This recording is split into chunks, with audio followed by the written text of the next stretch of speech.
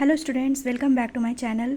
जैसा कि मैंने आपको पिछले वीडियो में बताया था एंशियंट सिविलाइजेशन क्लॉथिंग हिस्ट्री के बारे में, और इसके बाद बताया था आपको मिडिवल पीरियड बताया था हिस्ट्री ऑफ क्लॉथिंग में। तो आज हम लोग पढ़ेंगे रिनेसेंस और अर्ली मॉडर्न पीरियड। ये हिस्ट्री ऑफ क्लॉथिंग में ये अर्ली मॉडर्न पीरियड में इसके बारे में डिस्कस करेंगे। तो ये 15 to 18 सेंचुरी के बीच है। इसमें growth of trade and exploration कैसे हुआ 15 सेंचुरी के बाद। तो यूरोपियन कंट्रीज़ में पोर्टुगल, स्पेन और नीदरलैंड्स और इंग्लैंड ये सब स्टार्ट करने लगे, नया सी रूट्स ये सब खोजने लगे। इससे पहले पीरियड में क्या था कि लोग गुड्स को, जो सामान को जो इधर से उधर ट्रांसपोर्ट करते थे वो सिल्क रोड के ज़रिए करते थे, लैंड रूट जिसे कहा जाता है। लेकिन अब वो क्या था कि बहुत लंबा रास्ता पड़ता था और रिस्की पड़ता था। लेकिन बाद में यूरोपियन लोग ने वो डायरेक्ट सी रूट से ही ट्रेडिंग करना शुरू कर दिया। डायरेक्ट सी रूट से ट्रेड कैसे शुरू हुआ? तो वेस्को डी गामा का जर्नी पढ़ते हैं 1498 का। Wesco da gamma was a navigator from Portugal Europe. A navigator क्या होता है कि एक पर्सन होते हैं जो एक्सपर्ट होता है रास्तों को पता लगाने में और रास्तों को गाइड करने में, जर्नी को, जो कि सी से जाए या एयर से जाए। तो सी और हवा के ज़रिए जो आदमी सफ़र तय करता है, रास्ता खोजता है, उसी इंसान को नेविगेटर कहते हैं। तो वेस्को डी गामा जो थे वो उसी रास्तों से यूरोप तक का सफ़र तय किए थे। तो नेविगेटर क्या होते हैं कि determines the path in which direction to go, किस डायरेक्शन में जाना है। और इंस्ट्रूमेंट यूज़ करते हैं नेविगेटर लोग, कंपास और एस्ट्रोलेब, मैप और पोजीशन ऑफ स्टार्स, ये सब देख देख के वो अपना रास्ते का सफ़र तय करते हैं। और leads the ship on the right path, ship को सही पाथ पे ले जाते हैं so that it can reach the destination. इसी तरह वो अपने सही डेस्टिनेशन में पहुंचते हैं। तो नेविगेटर जो थे, तो वेस्को डी गामा नेविगेटर थे, ये सब करते थे। तो वेस्को डी गामा यही सब की मदद से वो एक सी रूट खोज लिए थे जो यूरोप से इंडिया के बीच का सी रूट था। वो पूरा अफ्रीका का चक्कर लगा लगा के वो खोजे थे।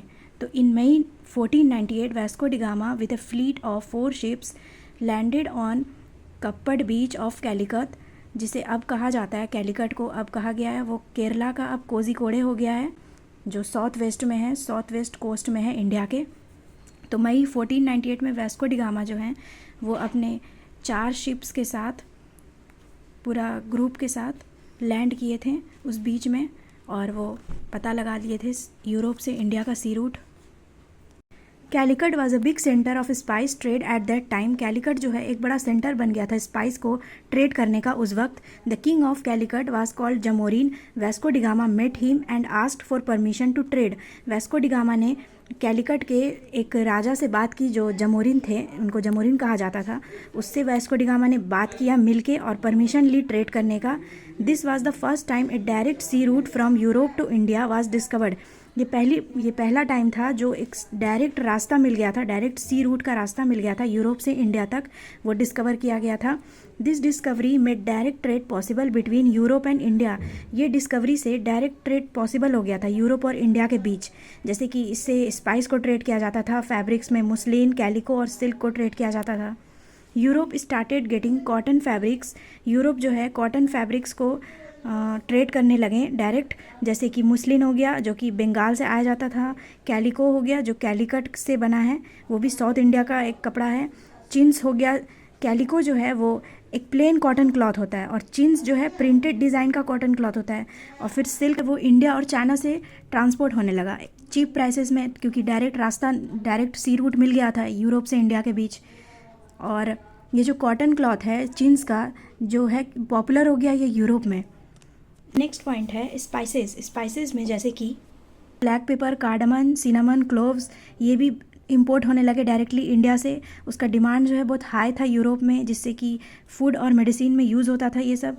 तो Portugal and the rest of the European countries, Spain, England, Netherlands become very rich and powerful due to this trade. Portugal और जितने भी यूरोपियन कंट्रीज़ हैं वो ये सब ट्रेड कर करके रिच हो गए और पावरफुल हो गए। Gradually they started taking control of also politics and territories. धीरे धीरे ये ट्रेड के साथ साथ पॉलिटिक्स और टेरिटरीज़ को भी कंट्रोल करने लगे इंडिया के। तो इसीलिए इस जो प्रोसेस है इसको यूरोपियन कॉलोनियल पीरियड कहा जाता है, जब यूरोपियन कंट्रीज़ ने रूल करना शुरू कर दिया था इंडिया में। Before this people of Europe use to get goods from India and China through traders from the Middle East. इससे पहले यूरोप के लोग क्या करते थे, जब वैस्को डी गामा ने डिस्कवर नहीं किया था डायरेक्ट सी रूट, तो इससे पहले लोग मतलब कि यूरोप के लोग डायरेक्ट तो नहीं ले पाते थे इंडिया से, वो ट्रेडर्स के ज़रिए लेते थे। और ट्रेडर्स जो है मिडिल ईस्ट में अरब और पर्शियन के सहारे लेते थे। At every trade point the middle man, her trade point के बीच में एक मिडिल मैन होता था जो वो प्रॉफिट ले लेता था, जिस वजह से फैब्रिक्स और स्पाइसेस का दाम थोड़ा एक्सपेंसिव हो जाता था उस वक्त। और तब वो बीच वाला आदमी उसको पहुंचाता था, तो ये डायरेक्ट ट्रांसपोर्ट नहीं हो पाता था, कोई बीच वाला मिडिल ईस्ट ही लगा रहता था जो इंडिया का सामान यूरोप तक ट्रेड करता था। तो इसीलिए उस समय क्या था कि इसीलिए फैब्रिक्स और स्पाइसेस बहुत एक्सपेंसिव थे। तो वैस्को डी गामा ने जब रास्ता दिखाया तो Portuguese wanted that Arab traders, Indian merchants और any other European countries should not be able to trade with India. Vasco da Gama के रास्ता दिखाने के बाद पोर्टुगीज चाहते थे कि अरब ट्रेडर्स और इंडियन मर्चेंट्स और जो भी यूरोपियन कंट्रीज़ हैं वो ट्रेड नहीं कर सके, डायरेक्ट ट्रेड नहीं करें इंडिया से, सिर्फ पोर्टुगीज़ के ही लोग कर सकें। The Portuguese were not only traders but they also took control of the sea routes and ports with their army and navy. Portuguese सिर्फ ट्रेडर्स नहीं थे, वो चाहते थे कि पूरा कंट्रोल वो ले लें, सी रूट्स का पूरा कंट्रोल अपने हाथों में ले लें, अपने सी रूट्स का और पोर्ट्स का अपने आर्मी और नेवी की मदद से। No only the Portuguese could carry spices, silk and cotton between Europe and India. अब सिर्फ पोर्टुगीज़ ही थे जो कैरी करते थे इंडिया से डायरेक्ट अपना सारा सामान, जितना भी कॉटन का क्लॉथ है, सिल्क है और जो भी स्पाइसेस है, वो डायरेक्ट इंडिया से यूरोप पोर्टुगीज़ ही अपना ले पाते थे। The Portuguese build their fort and trading ports at the port मतलब कि शिप जहाँ लैंडिंग होता है वहाँ पर वो ट्रेडिंग करने लगे, अपना फोर्ट्स बनाने लगे, अपना किला बनाया और ट्रेडिंग करने लगे पोर्ट्स के तरफ। जैसे कहाँ कहाँ पर पोर्ट्स होते हैं, कहाँ कहाँ पर शिप लैंड करते हैं, कोचीन, गोवा, ड्यू और दमन में। तो फोर्ट वही किला होता है जो एक स्ट्रॉन्ग बिल्डिंग होता है विथ वाल्स, जो वाल्स के साथ होता है towers and cannons for defence. एक किला बनाया जाता है जिसका दीवार बहुत स्ट्रांग होता है और उसमें टावर्स और कैनन्स लगाया जाता है डिफेंस, सुरक्षा के लिए। मतलब टावर्स वही कि high parts of built on top of the fort where one could keep an eye, जो एक आदमी उस पर नज़र रख सके, और एक हाई पार्ट पर, एक टॉप पर फोर्ट के वो बना हुआ रहता है, टावर्स टॉप के फोर्ट के टॉप पर बना रहता है। कैनन्स होते हैं तोप, जैसे जो आदमी तोप करता है, लार्ज वेपन्स होता है, हथियार होता है, और जितना भी गन लाइक मशीन होता है वो फायर करते थे। तो वो फोर्ट पर से फायर करते थे और अपना ट्रेड करते थे। The purpose of the building the fort was to protect the people and goods, fabrics, species from enemy attacks. Fort building बनाने का पर्पस यही था कि वो अपने सामान और अपने लोगों को प्रोटेक्ट कर सके, और फैब्रिक्स, स्पाइसेस जितना भी वो इकट्ठा कर रहे हैं वो सारे एनिमी अटैकर्स से अपने प्रोटेक्ट कर सकें। ट्रेडिंग पोस्ट मतलब कि a place where the Portuguese stored their goods, bought and sold them and loaded unloaded them. Ship में सारे सामान को लोड करना, अनलोड करना और अपने सारे गुड्स, सारे सामान को स्टोर करना, वो पोर्टुगीज़ का एक जगह था। तो वो पोर्टुगीज़ अपना एक जगह बनाया था, उसे ही ट्रेडिंग पोस्ट कहा जाता है। They were like small business centres, ये एक स्मॉल बिजनेस सेंटर था पोर्ट के तरफ जहाँ पे शिप लैंड होता है। तो हमारा थर्ड पॉइंट है कि नया फैब्रिक्स और डाइज भी यूरोप आने लगा धीरे धीरे। न्यू फैब्रिक्स में फ़ाइन क्लॉथ आया इंडिया से, मुस्लिन आया बंगाल से, जो कि मुस्लिन जो है बहुत पतला होता है, फ़ाइन होता है और बहुत सॉफ्ट कॉटन क्लॉथ होता है, जिसे वोवेन एयर भी कहा जाता है। कैलिको हो गया कॉटन फैब्रिक्स जो साउथ इंडिया से आता था, इसमें डिज़ाइन बनाया जाता था। और चिन्स जो है वो प्रिंटेड कॉटन क्लॉथ है जो इसमें फ्लोरल डिज़ाइन दिया जाता था। सिल्क क्या है कि वो ओरिजिनली इंपोर्ट किया जाता था चाइना से और सिल्क रोड के ज़रिए, लेकिन बाद में फिर वो इंडिया और पर्शिया रूट्स के ज़रिए भी वो इंपोर्ट होता था। But now it also came विया इंडिया एंड पर्शिया रूट्स। अब इंडिगो और अदर डाइज के बारे में पढ़ेंगे कि ये यूरोप में कैसे आए, तरह तरह के रंग और इंडिगोज़। इंडिगो जो होता है उसे ब्लू रंग कहा जाता है, ब्लू डाई। उसका सोर्स और ओरिजिन क्या है, तो इंडिगो फेरा टिंक्टोरिया इंडिगो प्लांट, ये इसका साइंटिफिक नेम है, इसे इंडिगो प्लांट कहते हैं। इस प्लांट से लिया जाता है ब्लू कलर का रंग। इसका ओरिजिन क्या है कि India was the biggest and oldest source, India में बहुत पुराना और बड़ा सोर्स है। Specially grown in Bengal, Bihar, Orissa, Tamil Nadu and Gujarat region में ये ज़्यादा ग्रो किया जाता है। इसका एक्सट्रैक्शन प्रोसेस क्या है कि इंडिगो प्लांट के पत्तों को सोक किया जाता है पानी में, इसको फर्मेंट किया जाता है और ये प्रोसेस से ब्लू पिगमेंट आता है जो कि बाद में जिससे पाउडर और डाई कन्वर्ट होता है। इसका फुल प्रोसेस क्या है कि जैसे प्लांट कलेक्शन है। पहला प्रोसेस है, इसमें क्या है कि इंडिगो प्लांट के सारे ग्रीन पत्तों को तोड़ दिया जाता है।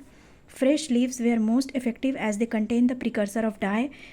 इसका मतलब ये है कि फ्रेश जितने भी पत्ते हैं इंडिगो प्लांट के वो ज़्यादा इफ़ेक्टिव होते हैं, उसमें जो कलर का जो प्रिकर्सर है वो ज़्यादा होता है। मतलब कि प्रिकर्सर मतलब शुरुआती केमिकल जिसे इंडिकन कहते हैं। ये जो है इंडिगो प्लांट के फ्रेश लीव्स में पाया जाता है indican. The indican itself is not blue colour. Indican खुद ब्लू कलर नहीं है, rather it is a raw material. ये कच्चा मटेरियल है जो फर्मेंटेशन के बाद मतलब उसको सोक किया जाता है, ऑक्सीडेशन किया जाता है, उसके बाद ये इंडिगो ब्लू कलर का रंग होता है। If the leaves become old और ड्राई, अगर पत्ता बहुत पुराना और सूखा हुआ है तो इंडिकन बिकम्स लेस इफेक्टिव, तो इंडिकन का इफेक्ट बहुत कम होगा। हेंस फ्रेश लीव्स में ज़्यादा इफेक्टिव होता है डाई के लिए। दूसरा प्रोसेस है soaking and fermentation, wetting process. Leaves were soaked in water in big tanks और पॉन्ड्स। इंडिगो प्लांट के पत्तों को सोक किया जाता है बड़े टैंक और पॉन्ड्स में। उसको फर्मेंटेशन जो प्रोसेस है वो कंटिन्यू रहता है 12 से 14 घंटे तक।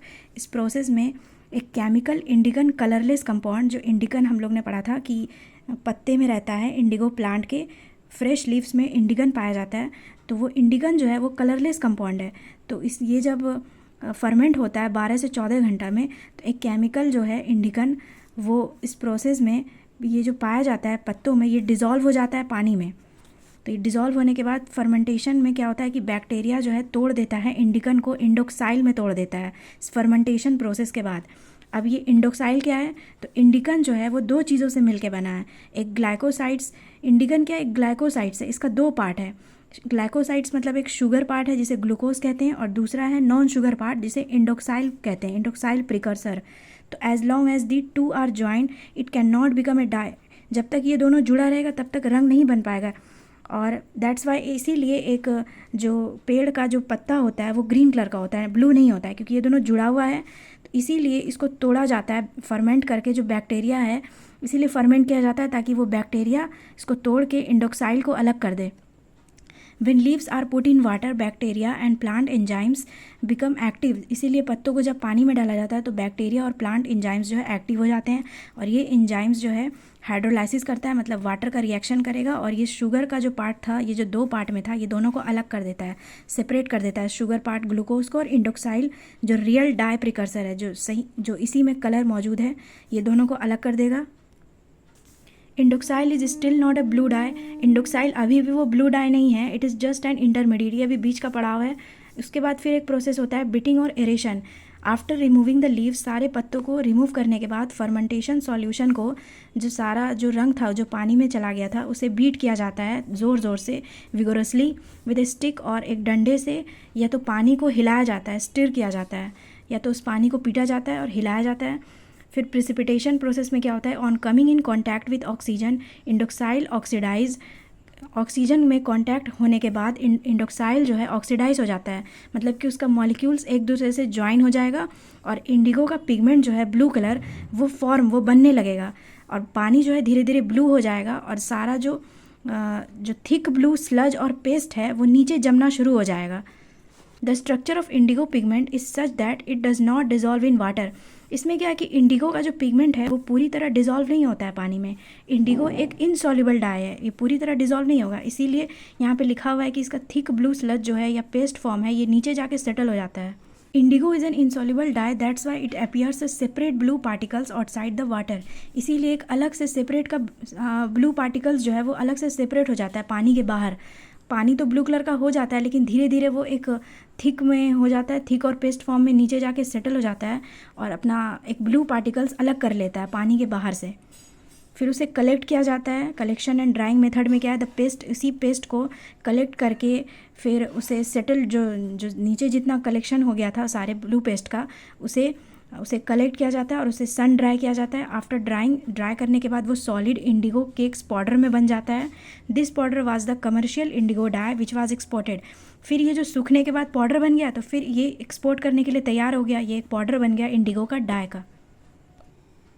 Earlier blue dye were rare in Europe. A light blue colour was produced from woad plant, a local European plant, but it was not very strong और डीप ब्लू। पहले क्या था यूरोप में कि ब्लू डाई जो है वो ये जो ब्लू डाई आने लगा यूरोप में तो ये रेयर था, क्योंकि इससे पहले जो यूरोप में था वो लाइट ब्लू कलर यूज्ड होता था, वो भी वोट प्लांट से लाइट ब्लू कलर निकाला जाता था। तो ये लोकल था यूरोपियन प्लांट में, ये वोट प्लांट, इससे लाइट ब्लू कलर होता था। लेकिन बाद में जब ये इंडिगो डाई एक्सपोर्ट होने लगा यूरोप में, तो इसके बाद ये रेयर हो गया वहाँ, but it was not very strong and deep blue colour. ये जो वोट प्लांट है ये उतना स्ट्रॉन्ग कलर नहीं देता था, लेकिन इंडिगो डाई जो है स्ट्रॉन्ग और डीप ब्लू कलर देता था।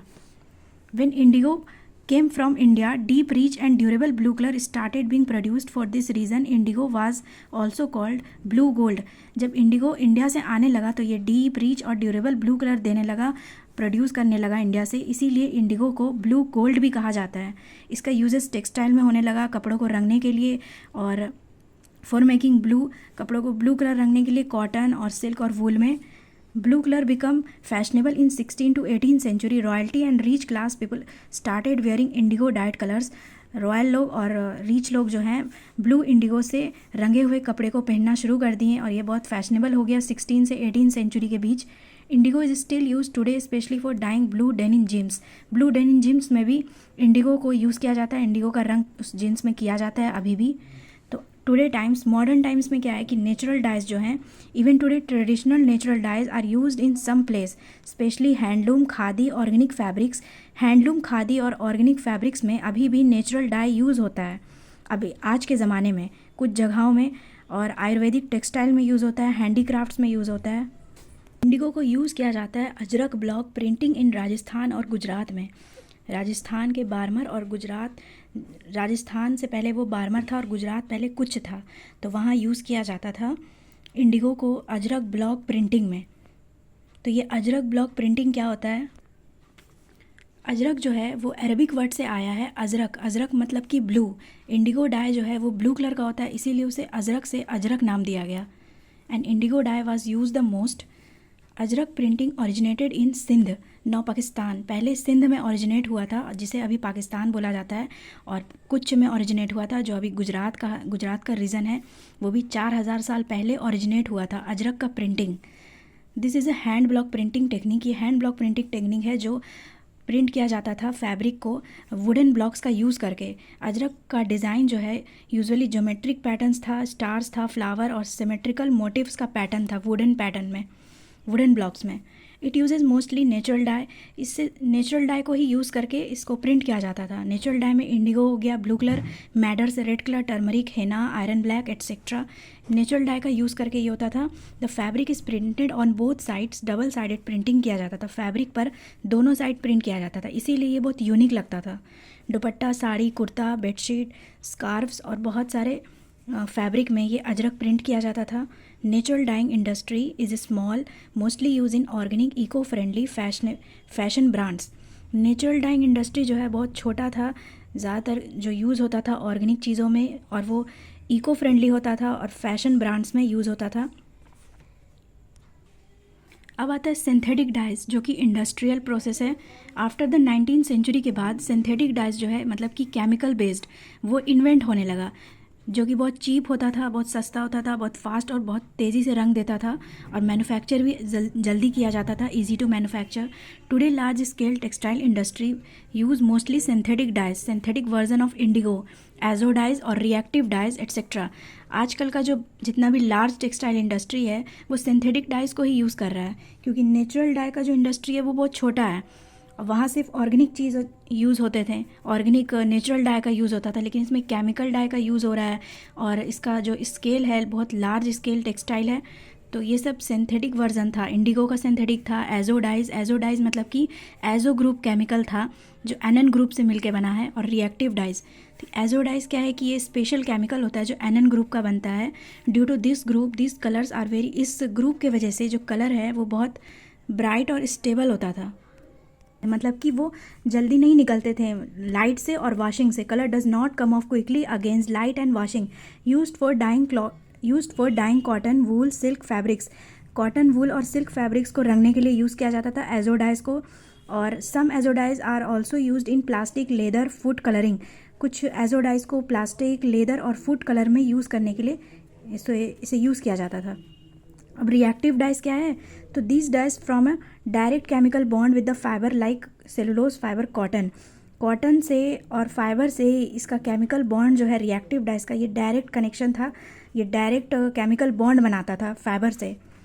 Covalent bond is formed between colours and fibres, covalent bond बन जाता था कलर्स और फाइबर्स के बीच में, इसीलिए जो है इसका डाई जो है वो परमानेंट होता था फैब्रिक में।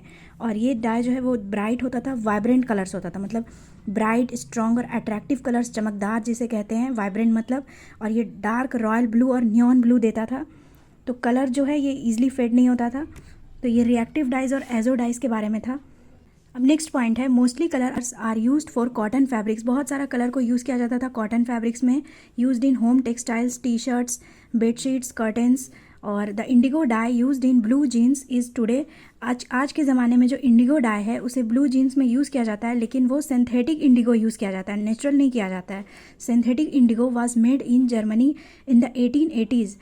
1880 में सिंथेटिक इंडिगो को जर्मनी में बनाया गया था। Since then the demand for natural indigo, उसके बाद क्या हुआ कि पूरी दुनिया में नेचुरल इंडिगो का डिमांड गिरते चला गया। सिंथेटिक इंडिगो का डिमांड बढ़ गया क्योंकि वो चीप था, फास्ट कलर देता था और केमिकल से बना था, उसका इंडस्ट्री भी बड़ा होते गया और नेचुरल का डिमांड घटते चला गया।